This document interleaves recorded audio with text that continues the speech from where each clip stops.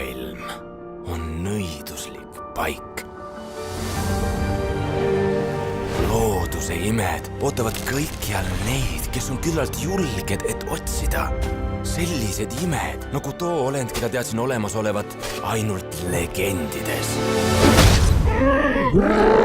Müütiline koletis kõige jubedamatest õudusunenägudest, metsikute silmadega, koleda näoga ja jalgadega, mis on hämmastav, pentsikud, väikesed!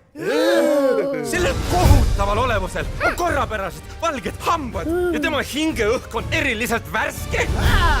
Ja ainus karvane koht tema kehal on ta pealagi! Lõpeta, Miigo, nad ju kardavad. No, ärge kartke, see on ainult muinasjutt. Kõik teavad, et mingi pisipäkkasid pole olemas. Või ikka on? Ai, see on hea, väga hea. Eluks ajaks ehmatad ära. Pisipäkk. Lumeinimene või mitte, aga siin nad tulevad. Varsti kinodes. Vaata 3Ds.